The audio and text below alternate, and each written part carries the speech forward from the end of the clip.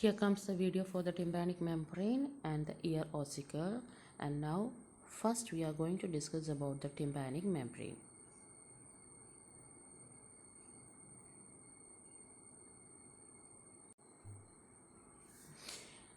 And here you can see this is the external ear, external acoustic meatus and the pinna or the auricle.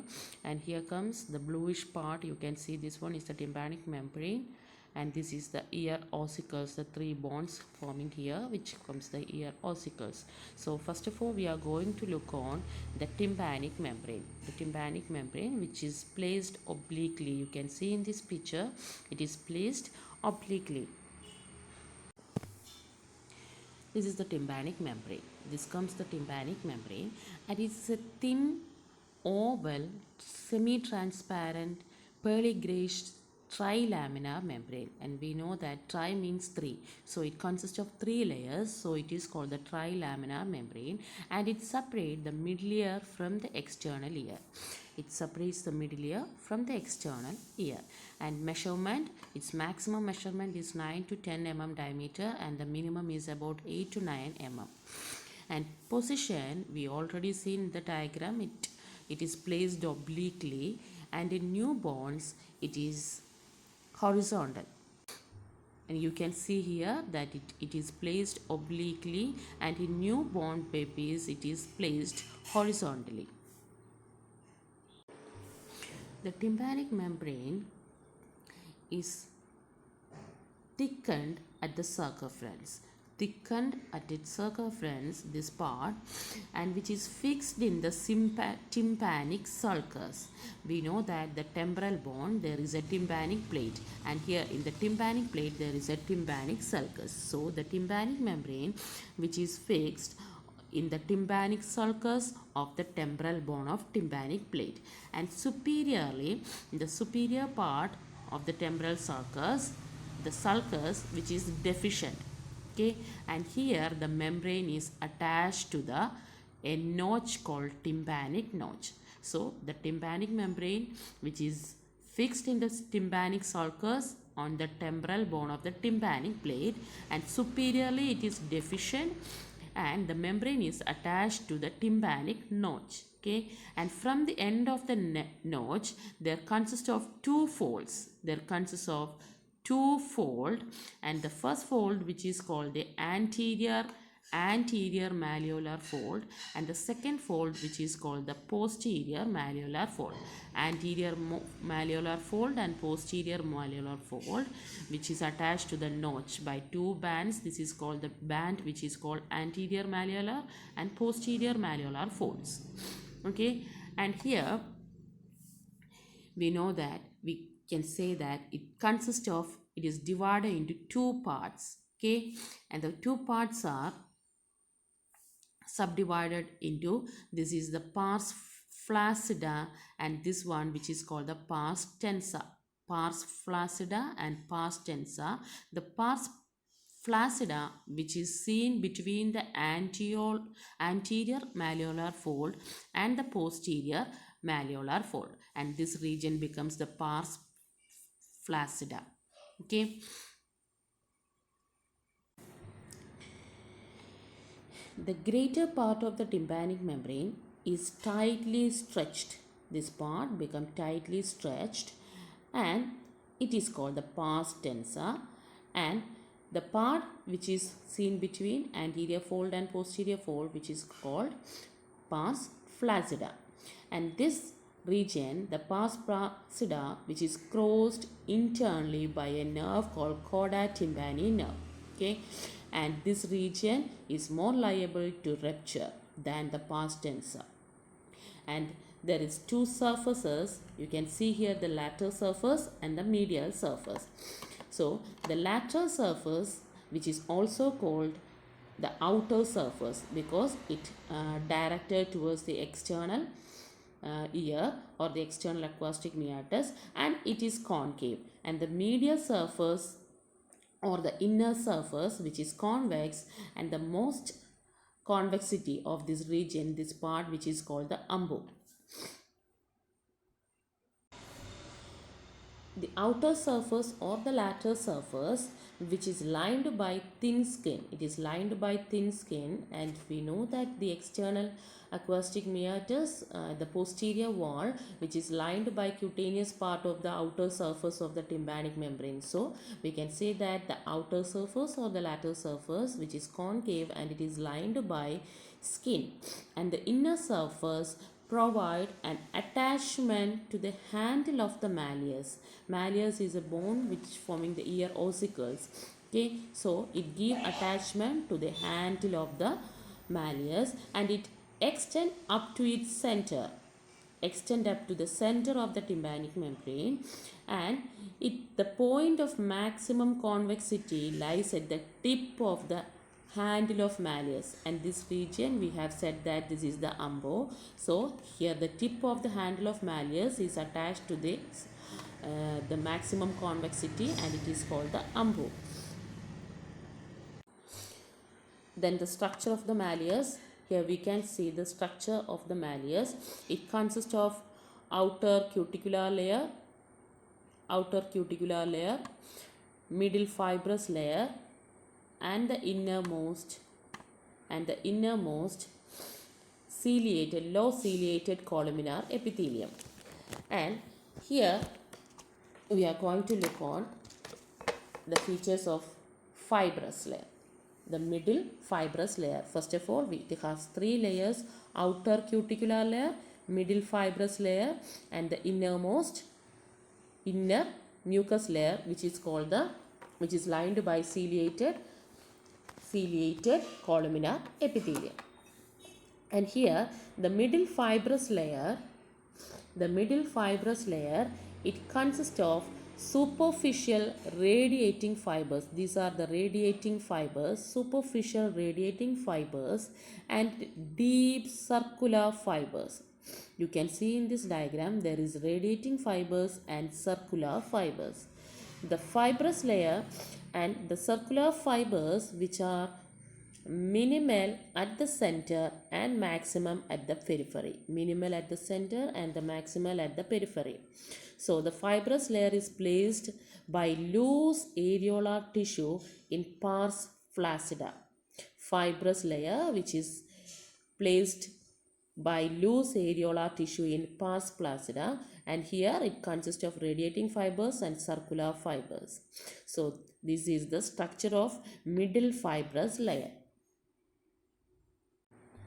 So these are the features of tympanic membrane.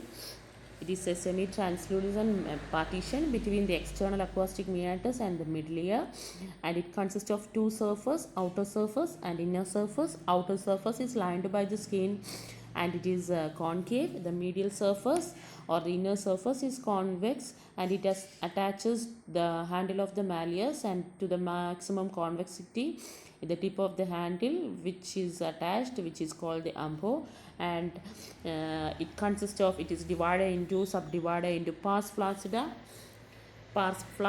and pars tensa. And here the tympanic membrane lodges in the tympanic sulcus of temporal bone, and superiorly it is deficient, and it's attached to the tympanic notch.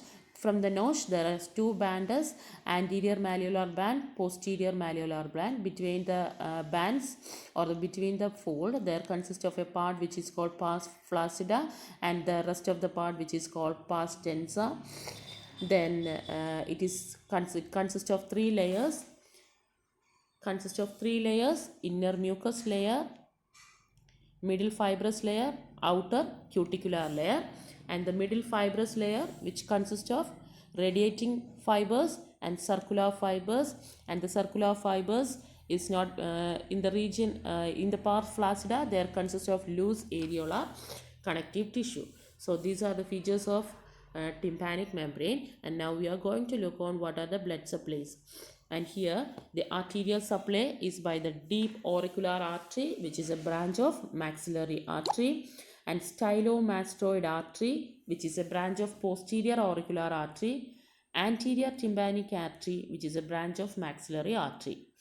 And venous drainage is by the outer layer, which is drained into the external jugular vein, and inner layer drained to the transverse sinus and pterygoid plexus. Pterygoid plexus. Nerve supply to the cuticular layer, which means the uh, outer layer, the outermost cuticular layer, which is supplied by the auriculotemporal nerve and auricular branch of vagus, and the mucus layer, which is supplied by the mucus, the innermost layer, mucus layer, which is supplied by the tympanic plexus. So these all about the tympanic membrane. Thank you.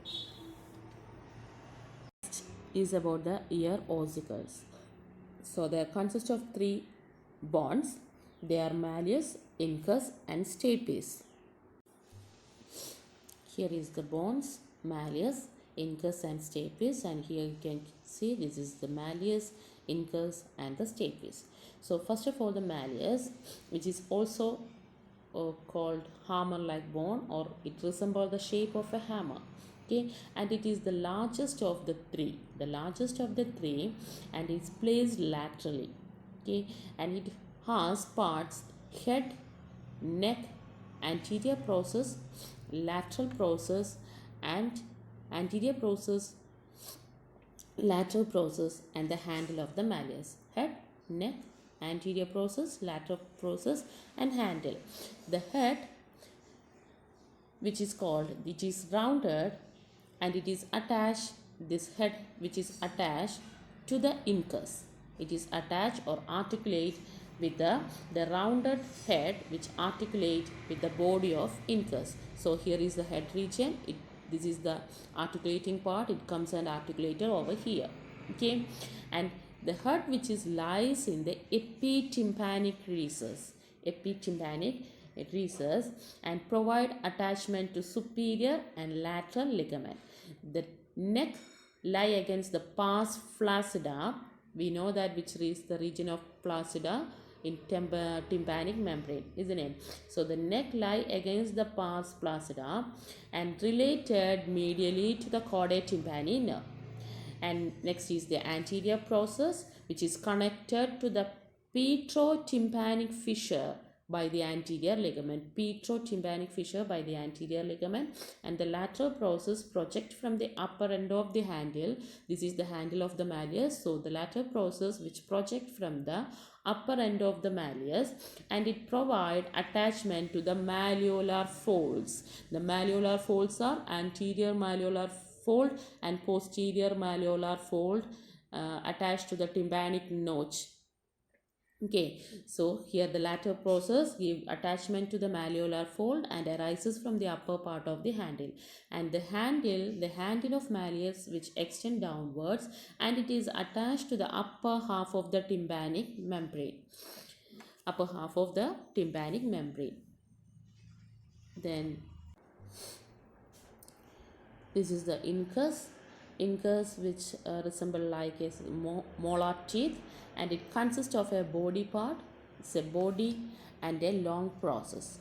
The body of the incus which articulate with the head of the malleus. You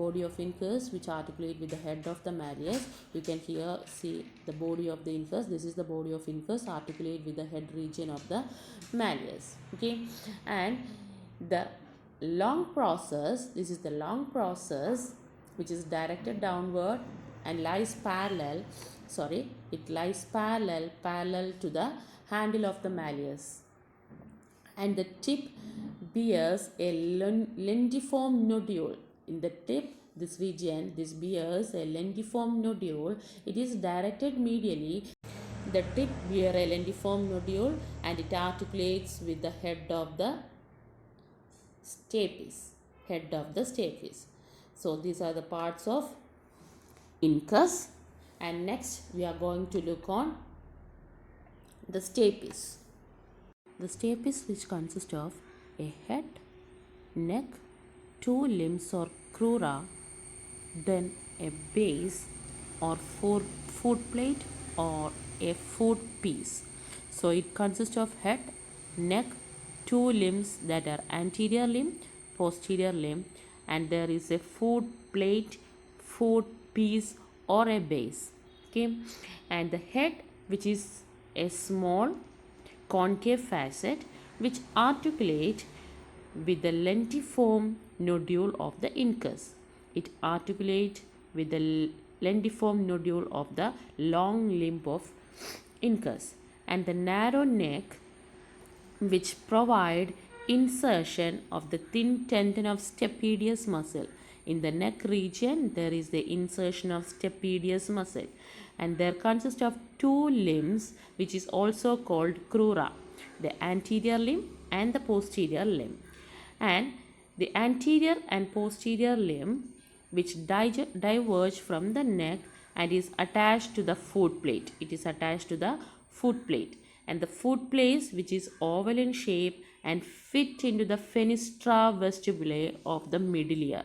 Fenestra vestibulae of middle ear. So it consists of head, neck, two limbs and a foot plate. So these all about the ear ossicle. First one, malleus, incus and stapes. Here is the malleus, incus and stapes. And the joint of the ossicles, first the incus and malleus, the joint which is formed is called the inguidomalleolar joint. Inguidomalleolar joint, and the incus and stapes form a joint which is called incudostapedial joint. Incudostapedial joint. So these are the joints formed. The incudostapedial joint is a ball and socket joint, and the inguidomalleolar joint which is a saddle joint. Both these are the varieties of synovial joint. So these are the features about the incus, stapes and malleolus.